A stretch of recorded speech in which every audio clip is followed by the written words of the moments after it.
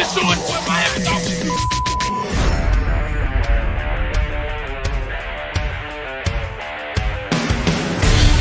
The pressure, he's in trouble. Loses the football. Touchdown! Got it! You have got to be kidding me. Jaylen Waddle. It's a Dolphin touchdown. Throwing deep upfield on the near side. Man open. Touchdown! He's got a man. Touchdown! The run from Tagovailoa. Touchdown! He's going deep. He's got it for a touchdown.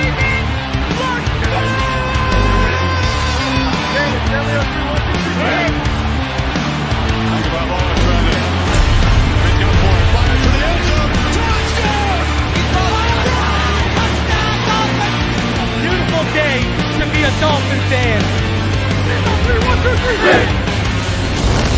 Let's go!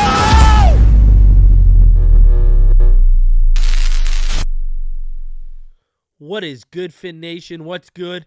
It's your boy Reason. We are back here for another one. I want to thank all of y'all for coming through on this Hey, if you're Canadian, Victoria Day. I believe next weekend, all you American folks, you have your long weekend.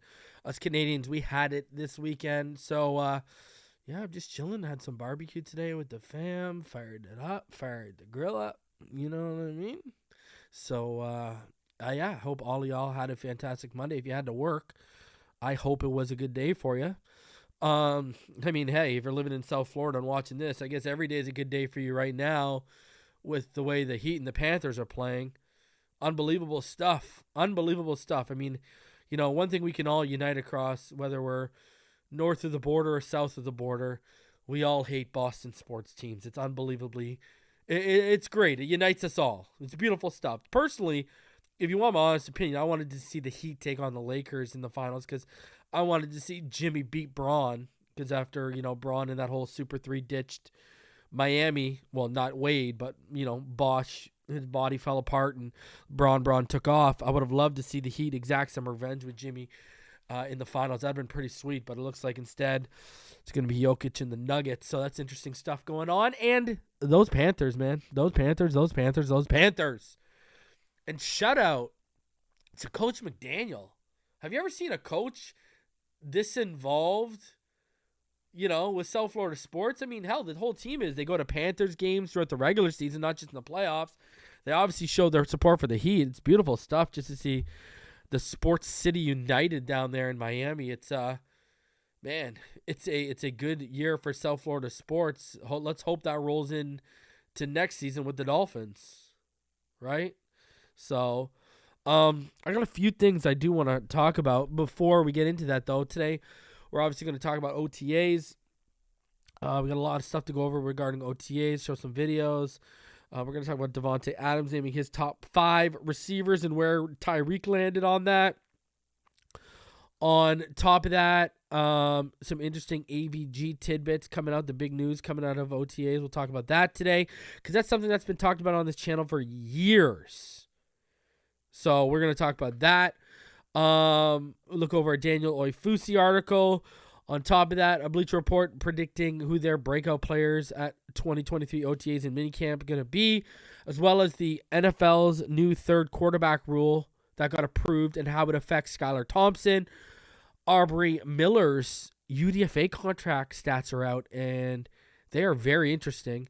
And also an update on the preseason. But before we get into all that, there are some things I want to talk about here. All right.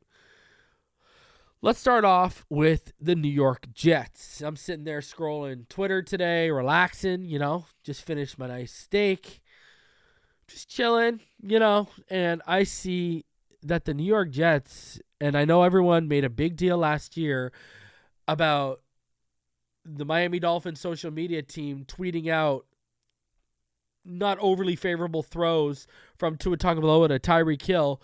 And I'm sitting here and I'm watching the New York Jets social media team on 7 versus 7s. 7 versus 7s. This man is pump faking and running in touchdowns instead of making throws, and they're posting that to social media as highlights. That is worse than any underthrow you can show me from any quarterback. I don't care whether it's Tua or Jake Locker. It don't matter. We're sitting here trying to pass off Aaron Rodgers, who's supposed to be this new savior. Remember, we're being beaten and bludgeoned to death by mainstream media. All of a sudden, the New York Jets are real. All of a sudden, the New York Jets are a threat. All of a sudden, the New York Jets are a top 10 offense because of Aaron Rodgers. No one's seen what Breece Hall looks like after his injury last year, right? They've revamped that wide receiver room, and quite frankly, I would have taken Elijah Moore over anyone they added. Garrett Wilson's not included because he's already there. I give him the offensive line is pretty decent. For sure, I'll give him the offensive line. That's probably the most impressive unit for me when I look at the Jets offense. But, I'm sitting here, and then on top of that, did anyone see what the former running back, Tyler Johnson, said of the Jets? Let's keep talking about the Jets. Let's talk about how good of an organization they were. Did anyone see this? About how the Jets cut Ty Johnson? He was told by the team doctor to get it fixed, and as soon as after the procedure, he was cut. Like they put this, I don't know if you saw this, but he saw the team doctor. They said, you need to get it fixed, his injury. Right? Came back. He was happy he got it done. And then the next Wednesday, he was out of there. They tell this man to fix his injury. He goes and gets it fixed, and then they cut his ass. Man, Jets are going to Jets. Love your channel, energy, and pride of the team, bro. One of the realest on YouTube. I appreciate you, Reese's Pieces. And I'm going to say this. I love Reese's Pieces, so I love you right back. All right, programming note before I keep ranting on here. Programming note. Here's how it's going to work this week. If the Heat sweep tomorrow, all right, this is how this week's going to go. If the Heat sweep tomorrow, all right, I am going to be live on Wednesday with Ball Game and Richmond Webb. And then I will be live Wednesday with Daniel Oifusi. Okay. around 6 p.m., 6 p.m. I'll be live with Daniel Oifusi on Wednesday. And then Thursday, I will be live for Fin Too Deep. And the finish line will be pushed back to next week. If the Heat do not sweep, I will be live with Ball Game in Richmond on Wednesday for the finish line. And then Thursday, I will upload the Daniel Oifusi episode for all of y'all to go over, because Daniel Oifusi, he's going to be at OTAs tomorrow. I want to get a nice recap for him. I want to pick his brain about the draft. We're going to dive into everything. So Daniel Oifusi from the Miami Herald, it's either going to be live on Wednesday or it's going to be recorded on Wednesday and uploaded Thursday morning for all of y'all. All right, so either way, Daniel Oifusi of the Miami Herald will be on this week. We will be discussing OTAs. He will be there in person tomorrow. On top of that, we will also be discussing the draft, players from the draft, etc., etc. So you are not going to want to miss that at all. That's the homie right there, Daniel Oifusi and David Frones, two of my favorite people in the South Floridian media, next to, Barry Jackson's. That's my guy right there. So, the young generation, here we come, baby. So Daniel Oifusi, he will be on the show this week, so be on the lookout for that. Again, either going to be live on Wednesday or it's going to be uploaded for all of y'all on Thursday. So you're not going to want to miss that one. We're going to have a good conversation there for all of y'all. Now, continuing on here, we've already covered how the Jets are a poverty franchise. So, I mean, what more do we really have to say about that? Telling players to get injuries fixed and then cutting them, does it get even lower than that? By the way, almost 300 of you in the room. Please do me the favor. Smash the like button. Subscribe if you are new. Continuing on. So, I don't know if anyone saw it today, but Boomer Esiason on his little podcast today, it was very interesting to me. I saw the clip, and he was out here. And you can go find the clip and on Twitter. And, he was talking about former quarterbacks and of teams rooting for the next generation of quarterbacks that come behind them. And, I'll paraphrase, but I'm basically going to almost give you basically verbatim. I'm going to call it paraphrase, but this is pretty much point on.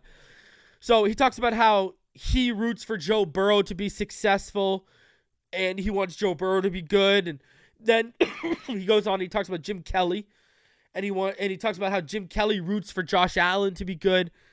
And then he talks about Dan Marino. And when he discusses Dan Marino, Boomer Esiason says, Dan's going to be Dan. He's like, I don't know if Dan cheers for any other Dolphin quarterbacks. And, and they get into it. And his little partner there says, well, why wouldn't he? Come on. Why wouldn't Dan cheer for him? And he said, Dan never. He implied that because Dan Marino has never won a Super Bowl, Dan Marino is not cheering for any of his successors because they will have done something he never did. I'm sitting here and listen, we've all heard this stuff. I've heard this stuff privately. I've told you all publicly. We've heard it all publicly about pre-draft Dan Marino and his preference for Justin Herbert. We've all heard about that. But you cannot deny Dan Marino roots for Tua Tagovailoa. We've seen the pictures, when it got really bad there in the Flores era, Dan Marino was going down there and hugging Tua before games. Basically letting him know, hey, I know what the hell you're dealing with, kid. Just keep at it. Listen. Marino might have wanted Herbert pre-draft, but post-draft, I don't know if there's a bigger Tua Tagovailoa fan in that building. Dan Marino is a massive Tua Tagovailoa fan. I know that for a fact. Dan Marino supports Tua Tagovailoa. I'll say this. Tua Tagovailoa is easily and far and away the most supported Dolphins quarterback by Dan Marino. Dan Marino has never supported a quarterback the way he does Tua. They have a legitimate relationship. They are legitimately friends, right? Tua has a tremendous amount of respect for Dan Marino and what he's done. They have a great relationship. So Boomer Esiason coming out here running his mouth well, I cheer for Joe Burrow, Jim Kelly, the biggest loser of them all. Cheers. And hey, that's nothing personal. We're talking about professional. Hey, I respect the man for what he did in his battle in cancer. I'm talking about professionally now. Don't take that personally. The biggest loser of them all professionally, Jim Kelly, supports Josh Allen, who's going right down that same path. Wow, I'm proud of y'all. Fantastic. But to come out here and start slandering, look at where this media has gone to. Because Boomer Esiason, if you've watched, we've played clips on this channel over the years. He's not a Tua guy. By no means stretch of the imagination is he a Tua guy. Let's get that out of here, okay? He is not a Tua man. And, I'm sitting here and I'm watching this nonsense. Unbelievable. Literally fabricating lies and slandering Dan Marino to slander Tua. It's crazy. It is unbelievable. Give me a break. Exactly, Alpad. Kelly and Boomer didn't win a Super Bowl either, but they're out here acting like Dan Marino. Oh. Unbelievable, Alpad. You're 110% right with what you just said in the chat. Like, I was watching this. I'm like, I don't know who's a bigger idiot. Boomer Esiason or Phil Simms and his kid. I really don't know. It's crazy because I always look at Boomer Esiason and Chris Sims and and Phil Simms and they both got the most monotone, boring voices in the world. They look eerily, I don't know, I think they look kind of similar. You know what I mean? That's what I do. I think, they look kind of similar to me, and they were both similarly very average at the position, okay? So, and they're out here always giving their opinions on my quarterback. Unbelievable. And now they're lying on our legend. On one of the few players that transcends the logo, Dan Marino, they're lying on him to slander to his name. I mean, these people know no bounds. It's unbelievable. And Boomer's just probably mad that, when he worked at CBS, he wasn't pulling in the women Dan Marino was. Hey, we say what we want. Dan Marino was a play out here, okay? All right? So he probably just mad that Dan Marino was the one out there pulling it, not him. I don't know what his issue is, but you're out here slandering the greatest natural thrower of the football ever. And then I got to listen to this slander just to slander Tua. Unbelievable stuff, man. Pathetic, if you want my honest opinion. Boomer out here, and they're acting like, well, Marino's never won. What did you guys win? Give me a break. At least Marino can say he's got one of the greatest seasons of all time. Unbelievable. And I got to say this, Come on. Can you hear the tears? Huh? All you Tua fans, all you true Dolphin fans, right? Real Dolphin fans, right? Look outside your door, look outside your window. Is there flooding? Hey? Are the Tua haters' tears flooding the streets outside of your doors right now? Now that Tom Brady is officially a minority owner of the Las Vegas Raiders and that dream is dead? Right? We had to put up with, thunderstorms and rain showers of their tears when the Lamar Jackson stuff got done. Which, again, I was ahead of, I told y'all a year before the Lamar Jackson stuff hyped up that's what the next play was. When everyone was still talking about Watson, I said, no, they're out on Watson. The next play is Lamar Jackson. Here it comes. Right about that the whole time. Right all about it that he's never going to be a Dolphin. Never stood a chance. I was right the whole time about Tom Brady. And now he's, the tears. Hey? The tears. I love it. All the dreams have died of these people who don't know football. And these people who couldn't evaluate their last bowel movement, let alone quarterback play. Their dreams are dead. It's beautiful. It's beautiful. Love it. They have officially died on those hills. It's over. They're dead. Swords stuck in them. It's over. They've died on those hills. It's over. It's a wrap. The war has been fought. It's done. Love it.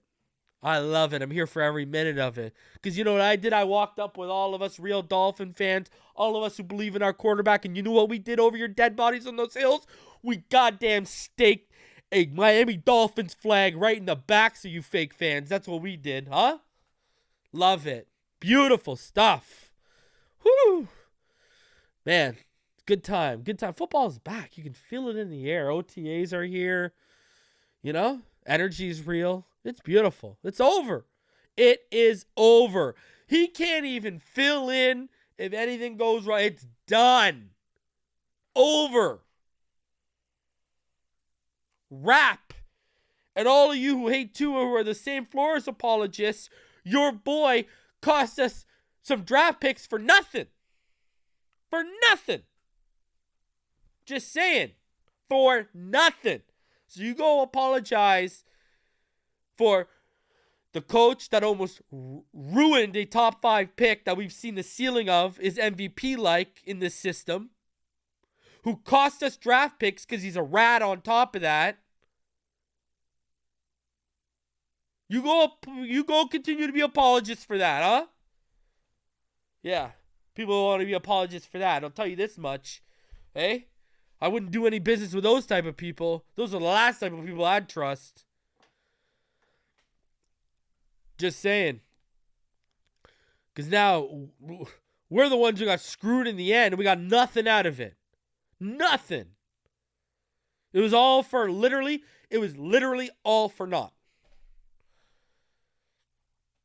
Right? But I've seen some of the YouTubers that these people support, the rats out here, so I ain't surprised. Right? People that'll rat out Deshaun Elliott videos on Twitter. Yeah. We know what type of people are in this fan base, so I ain't surprised. You know? So, listen. Oh, and but Juggernaut's right. What about Rich Eisen? Oh, the biggest rumor I heard at the Combine. Tom Brady. Blah. Eisen, listen.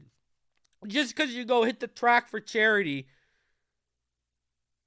I mean, people literally don't. It goes back to Armando Salguero, right? It goes back to the 2020 draft. I'll never forget it. Armando Salguero, right? March 2020. Before the draft in April. Every day we were drafting a new quarterback. Every day we were drafting a new quarterback. And I'm sitting back, I'm like, these people literally don't know when they're... Listen, you know how much information I get that I don't put on Patreon, that I don't tell on YouTube, that I don't tell people who ask me? Really, EM's the only one who hears everything.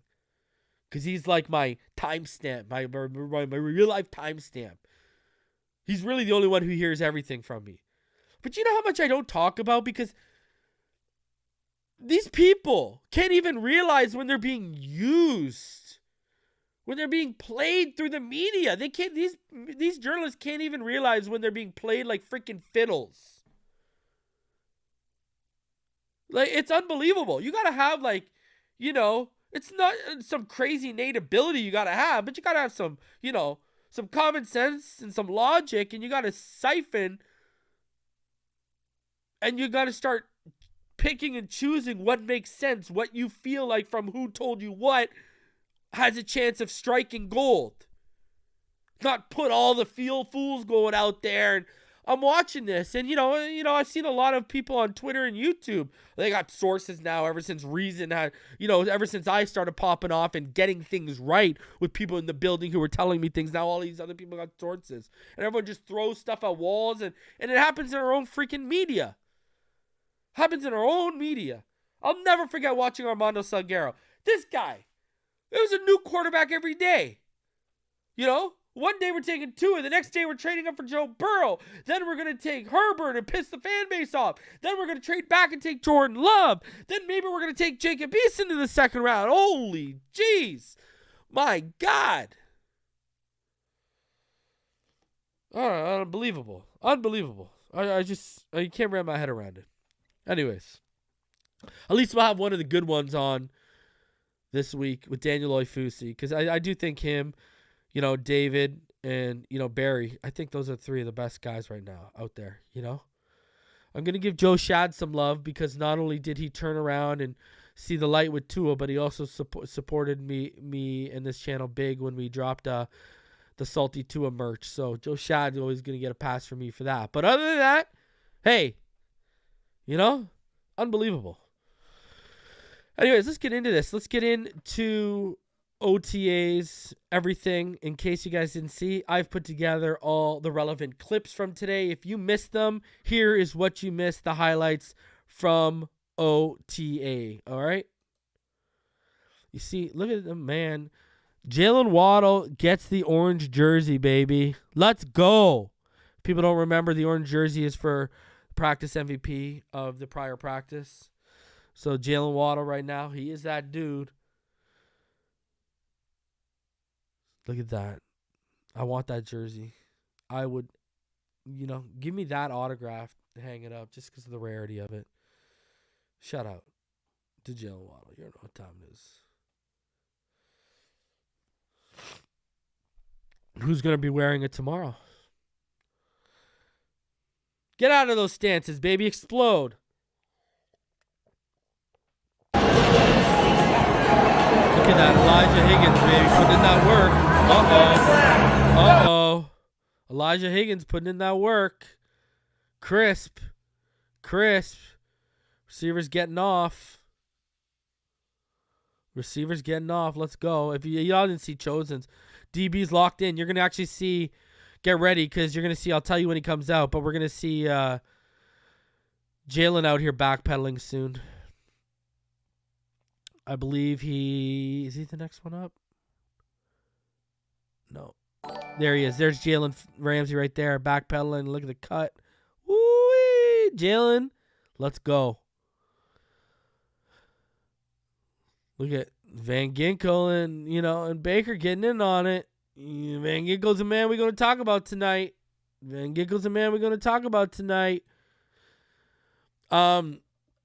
Bro, Waddle walks with a limp. Walks with that pimp limp. He's been walking with that, man. He walks naturally with a little bit of a pimp limp. I don't know what to tell you.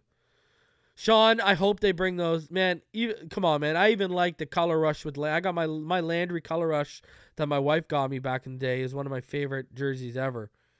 Unbelievable stuff. But OTAs are officially underway.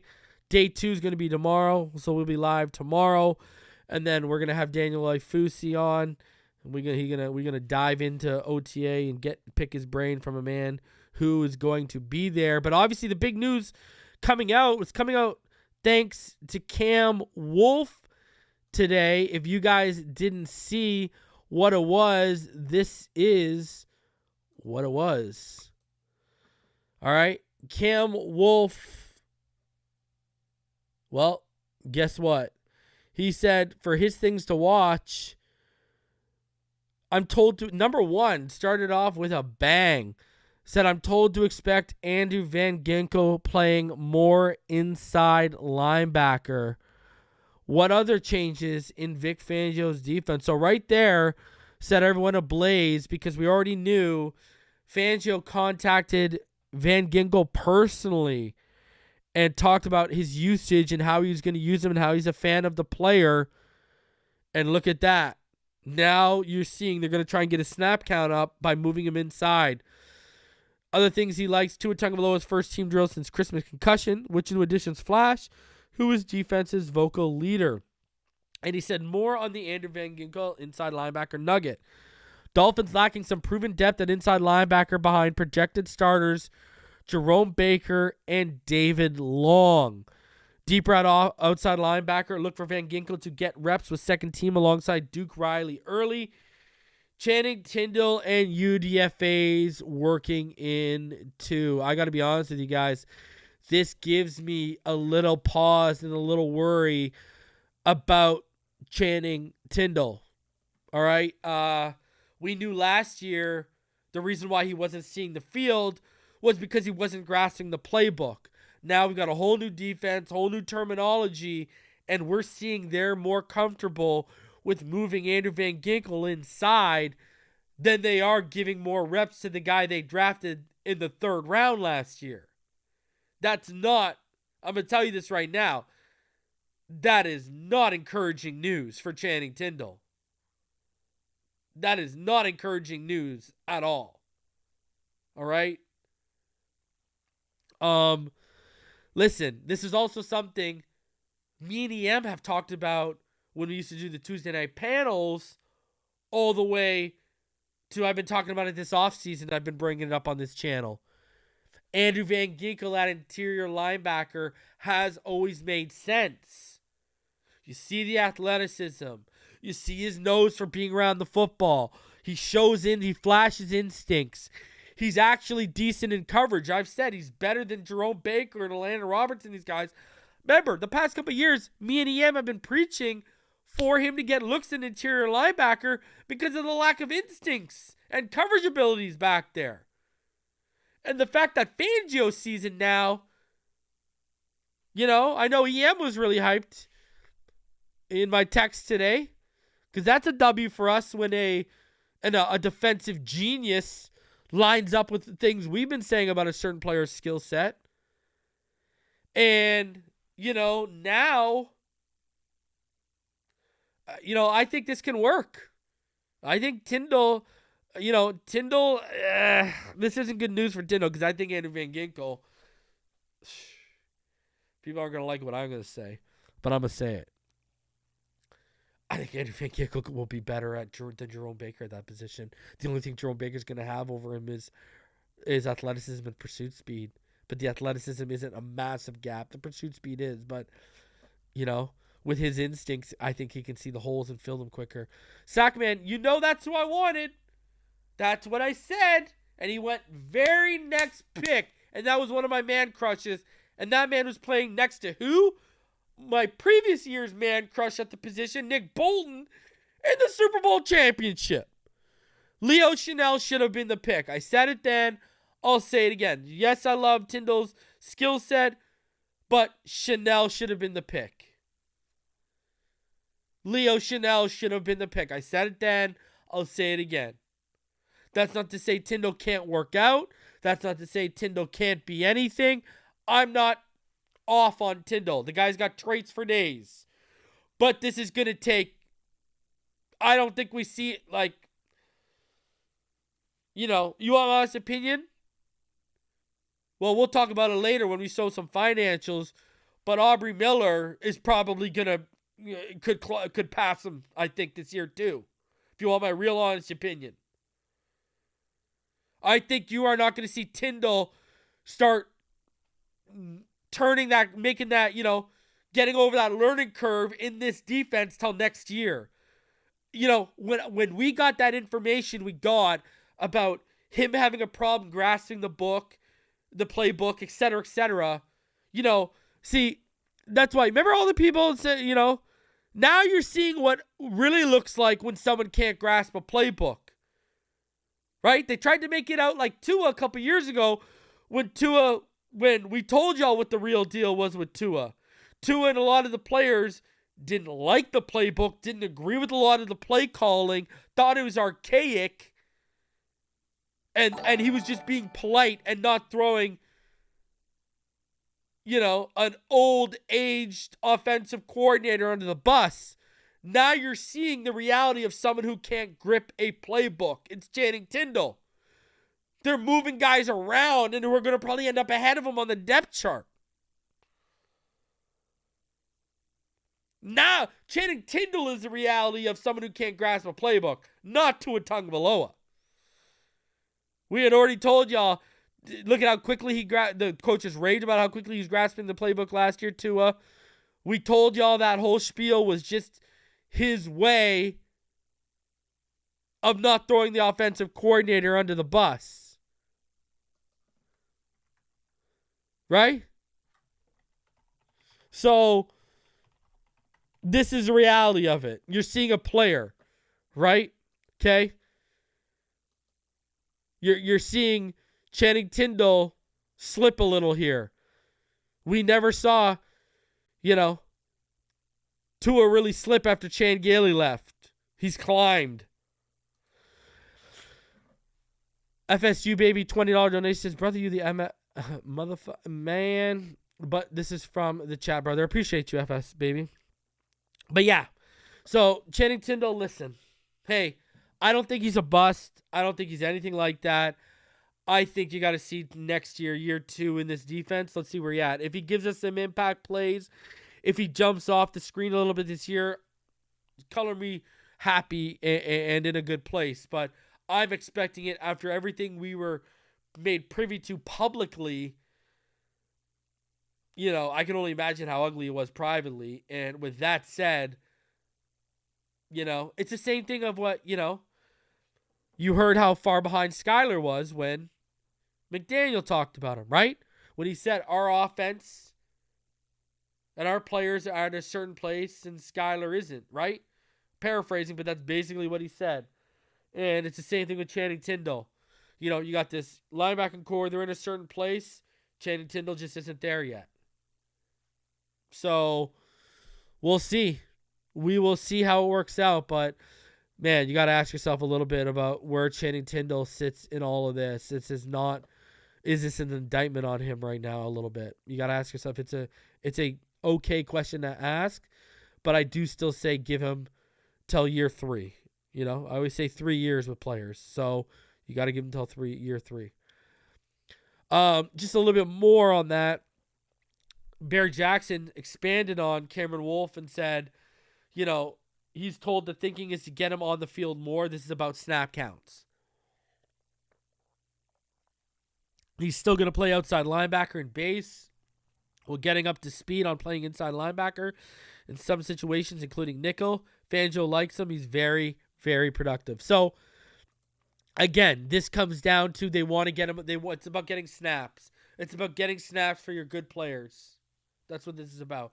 Because realistically, if you would have made this transition last year or the year before, started the year before that, you wouldn't even have needed to bring back a Landon Roberts last year. And you could have had your interior would have been Andrew Van Ginkel and Jerome Baker. And listen, sure, can Landon Roberts thump in the run game? Okay. Andrew Van Ginkel, I think, offers you a lot more. I really do. I think he's a better pass rusher. I think he's a better athlete, obviously, than Landon Roberts. Again, best instincts. Right now, as he walks, him and David Long had the best instincts in that interior linebacker room. If you want to slide it, even though he's playing both, if you want to count him as part of that, him and David Long had the best instincts. So, you know, I'm very intrigued by it. I think it's a good move. And I think there's a high chance this is successful. You know, this kind of is more of a revelation and sheds more light of what he was probably told by Fangio when Fangio talked to him and he re-signed for that cheap, low price out of nowhere. This is explaining it more, right? Because what have we talked about, ladies and gentlemen? Jerome Baker is one of the names on the list that might not see next year, just like X. Now, if he doesn't see next year, like X, more money frees up. And if Andrew Van Ginkel continues willing to play ball, you know, I think they would rather pay Andrew Van Ginkel than Jerome Baker because of what he can offer you. Just as a more complete player, it seems. Right? You know, Jerome Baker is very one-dimensional. Really only best utilized as an off-ball blitzing linebacker. Other than that, other than his pursuit speed, you know, when guys get past him or he's chasing someone down, he doesn't really, you know. And Andrew Van Ginkel will probably, you know, right away, his ability to stack and shed compared to Jerome Baker is going to probably pop off the screen right at you. You're going to be like, oh, look at a guy who can shed and disengage. Oh, wow. It'll pop out to you right away when you see him out there. So, very excited to see what Fangio does. You know, we've heard him tinkering with coverages. Now he's tinkering with players who guys like me and EM have felt like are fit at these certain spots. It'll be very interesting to see how this all works out, man. Training camp's going to be fun this year. Training camp is going to be fun. I encourage all of you to get out there if you can, if you live locally, because it's going to be a good time. Now, Daniel Oifusi, who again is going to be on the show this week, if the Heat sweep, he will be live on Wednesday night. If the Heat don't sweep, then the interview will be up Thursday morning for all of y'all. Heading into OTA, his 5 questions for the Dolphins in OTA, because remember, I had my top 10 questions, and this is what he wrote here, and I always think he does a great job. We got to go over this stuff here, and we're going to pick his brain about this week. So he said the Dolphins move to the third and final phase of their offseason workout program, organized team activities, and mandatory minicamp. On Monday, the next step, the gradual process to the NFL season. For the next 3 weeks, the team will hold 6 voluntary practices that allow for 7-on-7s, 9-on-7s, and 11-on-11 drills between the offense and defense. This culminates in the team's 3-day mandatory minicamp from July 6th to 8th. Practice will be open to reporters for the first time on Tuesday, giving an initial glimpse at a team that has high expectations for the upcoming season. Here are 5 questions for the Dolphins as they start OTAs. How is Tua in year 2 of Mike McDaniel's offense? See, the reason why I didn't ask this on mine is because I feel like this is more of a training camp question when the pads come on. But, okay, we'll ask it for OTAs. After a breakout season in which he led the NFL in pass rating in 2022, Tua Tagovailoa enters his 4th season with a familiarity he hasn't experienced in years. For the first time since high school, Tagovailoa will play under the same offensive scheme and play caller in consecutive years.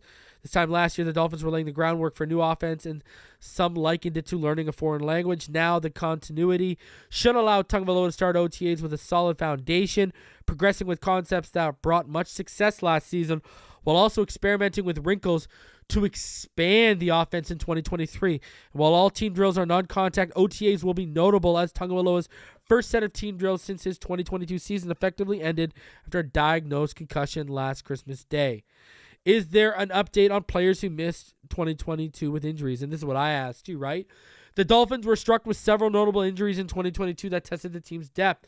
And while Miami will benefit from the high-profile addition of cornerback Jaylen Ramsey and other signings, the return of multiple key players who were injured last season could also bolster a talented roster. Asked in March about the status of players such as Brandon Jones, Nick Needham, and Emmanuel Ogbah, Chris Greer said that everything's kind of fluid on that. It's not rushing them back. It's just making sure they come back ready to go. Ogbah said on Tuesday that the team is taking it easy on me, even though he's been medically cleared from a torn triceps injury he sustained last November. In January, Jones, who tore his ACL in October, said he was hoping to be running by the start of OTAs. Needham, who tore his Achilles in October, said he was aiming to return by full participation by the start of July. Quarterback Trill Williams, which is going to be interesting. I mean, you know, is he going to be getting his snaps at safety? Right, that's a question. Who tore his ACL last August, said he should be ready for OTAs, but will probably wait until training camp to return to the field. The serious nature of each player's injury and the Dolphins' cautious approach likely means none of them are on the field until camp, rightfully so. Who steps up at wide receiver 3? I mean, this is a question we're all asking right now. You know, I don't got to read this because I asked the same question, right? And my money right now is on Braxton Berrios, right? I think Esiason is going to stun people at how good the chemistry he's built with Tua. Esiason is going to have a strong camp, mark my words, and he's going to probably have a strong OTAs. But Braxton, you know, he's my primary slot guy. So we'll see. You know, and like I said, you know, Braxton Berrios, he fits the type of receiver Tua loved at Alabama too. What's the first impression do rookies make? I asked the same thing. Which rookie makes the most impact and the best impression is what I asked. You know what I mean? And it's going to be very interesting because, you know, we're also going to see some Cam Smith usage, ways they tinker with him. Are we going to see him in the slot? Are we going to see him on the boundary? And I think Devin A. Chain, we know his speed is just going to blow everyone away.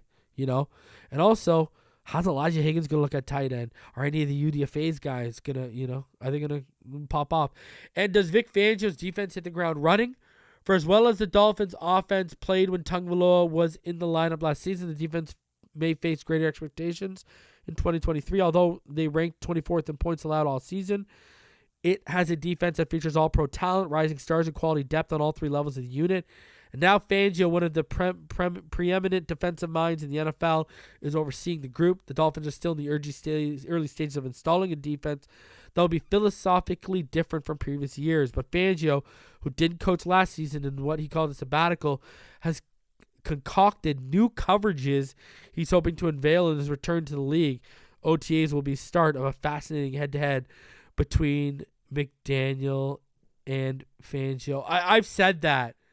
I've said, like, I think this is going to be one of the funnest training camps, guys, since the Ricky Williams era, probably. I mean, when you'd go there and look and be like, oh, we're just, you replace Fiedler, we're ready to win a Super Bowl here. I think it's the same thing we're going to go here. I think, but we got the quarterback. Right? We got the quarterback. We got the talent at the position to win. And, to me, it's just very, very, like, guys,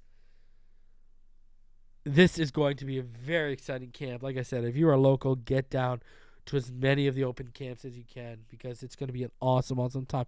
Plus, you can send your boy the footage, and we can throw up here for everyone like we do every year when my people always come through. So it's going to be, number one coverage on training camp right here, just like we do every year. So it's going to be a good camp. It's going to be a fun camp. And that's one thing I've talked about the whole time. The battle between McDaniel and Fangio. How fun is that going to be? Like, how fun is that going to be? Ask yourself that. Right? Ask yourself that. All right. Something regarding, guys, interesting thing here. If you didn't see the new third QB rule and Skylar's status, looking to avoid what happened in the 2022 NFC Championship game, NFL owners approved a new bylaw Monday allowing teams to have an emergency third quarterback on game day. But the rule comes with some caveats. First, the third quarterback, who would not count among the 47 game day active players, can only be used in the event the first two quarterbacks get injured and not because of performance or conduct. Second, the third quarterback has to be on the 53-man roster and not be a practice squad elevation. You see right here, here's the rule. NFL clubs adopted the below bylaw proposed today at the Spring League meeting in Minnesota. All right. 1 hour and 30 minutes prior to kickoff, each club is required to establish a active list for the game by notifying the referee of the players on its inactive list for that game. Each club may also designate one emergency third quarterback from its 53-player active and inactive list, who will be eligible to be activated during the game if the club's first two quarterbacks on its game day active list are not able to participate in the game due to injury or disqualification. If either of the injured quarterbacks is cleared by the medical staff to return to play, the emergency third quarterback must be removed from the game and is not permitted to continue to play quarterback or any other position, but is eligible to return to the game to play quarterback if another emergency third quarterback situation arises.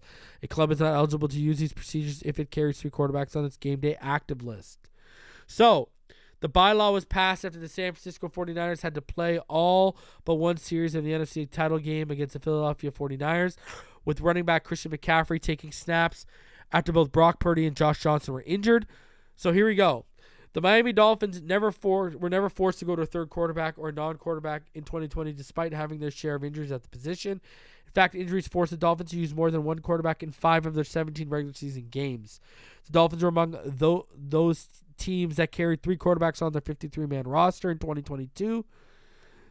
So it would have been easy for them to take advantage of that rule last season. Given the protective advantage of the new rule, particularly with the rule implemented last year, allowed concussion spotters to pull a player from the game, like what happened to Teddy Bridgewater in Week 5. It certainly would make sense for most teams to go with 3 quarterbacks on their 53 in 2023. So, based on Mike McDaniel's comments of this offseason, it seems as though that's been the plan all along for the Dolphins this year. The Dolphins signed Mike White away from the Jets with the assumption he would replace Bridgewater as the top backup for Tua Tagovailoa, but McDaniel said Thompson and White would battle for that job. It's certainly understandable for McDaniel or any head coach to take that public position, but it sure would be surprising if White didn't become the top backup. This is not a knock on Thompson, but simply a reality check that he struggled more often than not in the regular season after his preseason performance earned him a spot on the 53-man roster because the Dolphins figured there was no way he'd clear waivers to be able to bring him back on the practice squad. Yes, Thompson was the quarterback when the Dolphins clinched a playoff spot with a victory against the Jets in Week 18, but let's not forget they won 11-6 and the offense produced only 3 field goals. And in the playoff game against Buffalo, Thompson completed only 40% of his passes and had only a 44.7 passer rating in the game. The Dolphins lost by 3 points. While the Dolphins did score 31 points, that was more the result of a defense that produced 3 turnovers than an offense that produced only 231 total yards. The bottom line here is that Thompson did enough good things in the preseason to merit a longer look, but then struggled enough in the regular season in the playoff game that he should be a factor in the backup quarterback race, barring a massive step forward in his second year.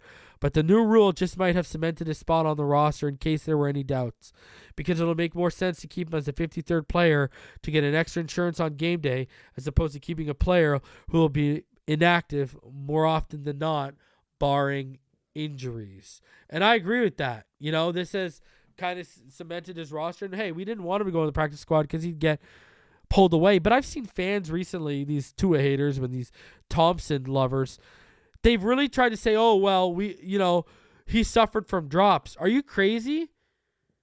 What were you talking about the first 3 years?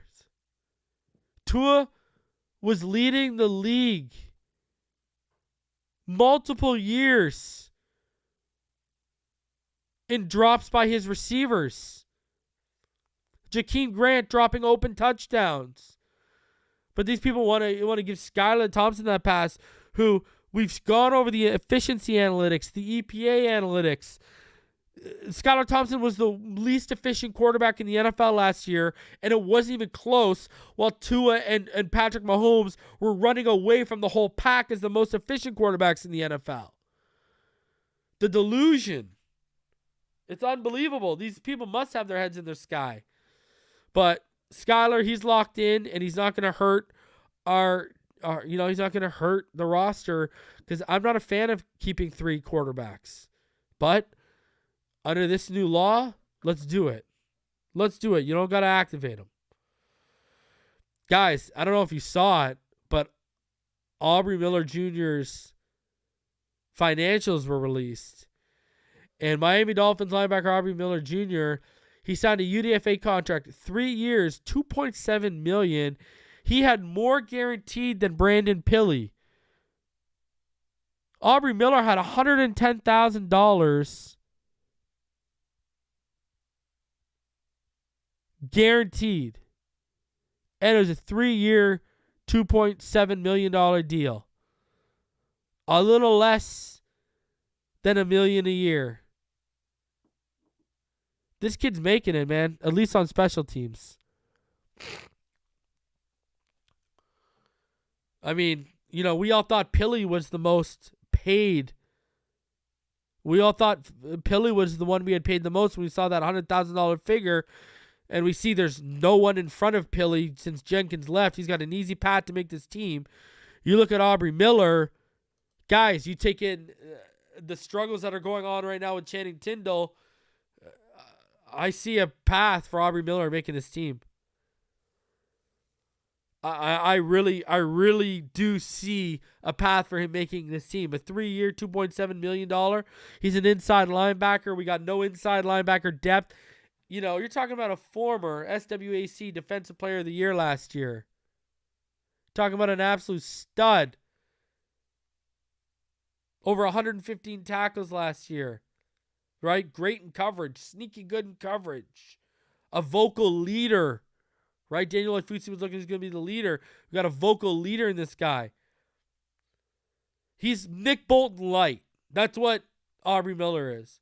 And that's, ironically enough, the reason why he transferred to Jackson State is because Nick Bolton beat him out in college at Missouri. And so he went to Jackson State. He transferred to Jackson State when Nick Bolton beat him out. Very similar players, though. So, big fan, and so obviously it's a team. I mean, this number came out after my Patreon update, where not only did I update about Connor Williams, I talked about how big of a fan, inside the building I'm hearing these coaches are of Aubrey Miller. And then these numbers come out. Well, yeah, that just verified everything I said on the Patreon update a couple days ago, that's for sure. When I saw that number, I was like, oh, man. And then mark your calendars. We're going back. Again, we're running it back. The Dolphins will host the Atlanta Falcons for joint practices Tuesday, August 8th and Wednesday, August 9th, ahead of their August 11th preseason game in Miami Gardens. Practices will be open to the fans at Baptist Health Training Complex. Guys, Drake London, I loved him coming out. That was my wide receiver man crush coming out last year. Drake London Kyle Pitts, Bijan Robinson, Desmond Ridder, who they clearly got faith in. That is going to be a fun joint practice to be at. Make sure y'all go check that out. That is going to be fun. And then if y'all didn't see it, Davante Adams named his top 5 wide receivers. This is what he said, guys. Can we get into these top 5? And I heard what you said, but I got to put more pressure on you. You got to put yourself in there, bro. I'll be real, but I can't say that anybody's better than me at my position in the league. But if I left myself out, or if I had to go 1B, I would go Jets right now. Mm-hmm. He's too consistent. He's making really, really tough grabs. Jefferson. He got a different swag to him. He done damn near changed the world with the gritty. I know he's not the founder, but he came through and revolutionized the celly game with the gritty. So I got him. And if I had to go to the next one after that, I would have to say Reek. I mean, Reek, the way he doing it still. I mean, he went to a new place like me and did exactly what he do. I mean, it's hard to argue with consistency, and it's hard to argue with dominance, and that's what he's been doing. He can affect the game so many different ways too. Right. He's fast. He runs a lot better routes than what people give him credit for. Damn right. Got really good feet, and like I said, he a playmaker. He shows up and he had like 10 180-yard games last year. Like I look up and I'm like, how many times they throwing the ball over here? Right. Like this is crazy. So you gotta still put Reek in there. I put Reek at 3. I would put. So let's stop there. This man, he's got himself 1 and Justin Jefferson 2. And you talk about it like consistency. That right there, he kind of went against his Justin Jefferson pick because Tyreek been doing consistently and dominating longer than Justin Jefferson. Listen, everyone knows I think Justin Jefferson and Tyreek Hill are the best receivers in football right now. But Tyreek is one because this guy is damn near 30 and he's been doing it since he stepped into the league, man. And he's arguably the best athlete we've ever seen at the position. Davante Adams would be probably 3 for me. But, I had to bring that up too because when I brought up the Waddle and Devontae Smith debate a couple weeks ago on Twitter, I talked about a bunch of things Waddle was better at, including his feet. And some guy who's an aspiring sport analyst, and he says in his Twitter bio, responded to me and said, "Oh, it's really weird that you mentioned their feet." I'm thinking to myself, like, aren't you supposed to be a sports analyst? Footwork and feet with receivers are so freaking key to route running, to their break, to everything they do. What are you talking about here? And I was blowing my mind that someone's aspiring to be a sports analyst but didn't realize the importance of footwork and feet on a wide receiver. I was just, oh my God. But, I played that because, I think he kind of, the points he made about Tyreek, they kind of contradict Justin Jefferson being at 2 on the list for him. So, to me, Tyreek number 1. But I appreciate Davante Adams still for giving that love to Reek. But, come on, man. You got to keep it real.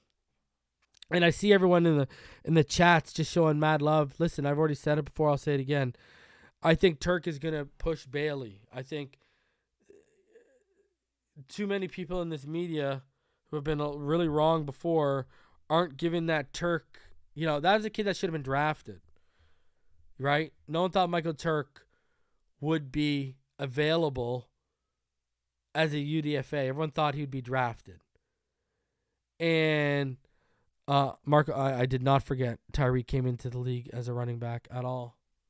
Not whatsoever. I've talked about that multiple times on this channel. And with Turk, listen, I think, you look at that kid, the guy's bricked up. He's got a boomer leg. You got the bloodline he comes from. There's a good chance that Turk unseats him. I'd love to see what that money is. Would love to see what that money is. Guys, over 460 of you in the room. Please smash that like button. Subscribe if you're new. Ty Bless says Turk's thighs are the size of the Ugandan giant Kamala. I love that. Mark, I was like, I don't think we're satisfied with Bailey. I think he's more, he's got to prove a lot too. I don't think he's a lock. They gave him that money when Turk wasn't on the roster, but when you add someone like that, if they change the situation, they change the situation. And the way this team is built right now, the way the staff can admit their faults and cut bait right away, if, I don't think it's got to be some explosive performance by Turk. If Turk just looks, better and worth the longer term investment, yeah, they'll cut bait with Jake Bailey. I don't think they're scared to eat that money. All right, guys, I'm going to get out of here. I'm going to be back tomorrow. We'll recap day 2 of OTAs. Again, if the Heat sweep tomorrow night, then I'll be live on Wednesday for the finish line, and you can expect I'll be live on Wednesday with Daniel Oifusi, and then on Thursday with Neil. And if they don't sweep, then I'll be live with Richmond and Ball Game on Wednesday, and my interview with Daniel Oifusi will come out on Thursday morning. All right, that's what we're gonna do. I know it's a little confusing, but I want to have Daniel on. We're gonna recap OTAs. We're gonna pick his brain about the draft, some of these UDFAs, because I really do want to. We're gonna pick his brain. We're gonna dig deep into that. And if we're live, any questions you guys have with donations, I can pop them up there and we can ask him that stuff too. So, we got that coming on. I still haven't decided what next prospect profile I'm going to do. Also, just programming notes continued here. If the Heat sweep and, finish line will return next week, all right? If the Heat don't sweep, then the episode of Fin Too Deep with me and Neil, we'll do it this weekend because it's a little bit easier for me to be flexible with Neil and do the podcast. So what'll happen is, if the Heat sweep, all right, Wednesday we'll do the finish line. Thursday morning, my interview with Daniel Oifusi. And then on the weekend, we'll do Fin Too Deep with me and Deal. So you still get that episode, all right, guys? So be out on the lookout for it. And let's be honest here, man. Y'all got a lot to be excited for in South Florida. And I'm really hoping some of that rubs off onto this Dolphin. Because how fun... Listen, I'm going to tell you right now, if I was a Dolphin right now, I'd be going to every Heat and every Panther game. Just that energy, that vibe. You know what I mean? Like, how amazing right now is it? The Dolphins, they got to the playoffs for the first time in 7 years this year. Then you got this deep run. You guys are like on a 96 Scott Mellenby year of the Rat Florida Panther run right now. And you got Jimmy Butler and the Heat just absolutely obliterating Boston sports. I don't know if you've seen this, guys, but I want y'all to check this out. Did you know right now in the postseason? Check this out. In the postseason right now, the Florida Panthers and the Miami Heat have as many wins at TD Garden as the Bruins and the Celtics combined. Isn't that unreal? Isn't that crazy right now? Man, I'm hoping this rubs off, man. I'm hoping this rubs off. There's this energy in South Florida. It's something special to behold right now, man. I don't know if I've... even your Marlins are doing good. And look at the Marlins roster. That Marlins roster, my God. It's like a Dollarama roster in terms of money you guys have spent on that roster. And even they're above 500. Just something crazy, crazy energy right now. Just crazy, crazy energy right now. Guys, smash that like button. Subscribe if you're new. I don't know if I'd be holding my breath for the U to step it up, Samuel. You know what I mean? I wouldn't be holding my breath for that. I think there's a better chance the Dolphins pop off than the University of Miami. But still. So, listen. Crazy energy down there this year. I can't wait to hopefully come down there this year for a few. I'm eyeing that Titans game real hard. That Monday Night Football game, guys. I'm eyeing that game real hard. Real hard. That's the one I've circled on my calendar, but we'll see how it all works out this year because, got to do a fam vacation too at some point. So it's going to be a wild year looking at Turks and Caicos and such. But anyways, I'm going to get out of here. Again, I'll be back tomorrow. Don't worry. I'll make sure to get on before the Heat bring out the brooms so you guys can be fully caught up to date. before the Heat complete the sweep. So I'll be live tomorrow, and then on Wednesday, you already know what time it is. You already know what to expect. If the Heat sweep, expect me and Daniel. If the Heat don't sweep, expect me, Richmond, and Ballgame, and then me and Daniel on Thursday morning. Until that, next time, you already know what time it is. Love each and every one of you. Smash that like button on the way out. Fins up all day, every day. Have a good one, guys.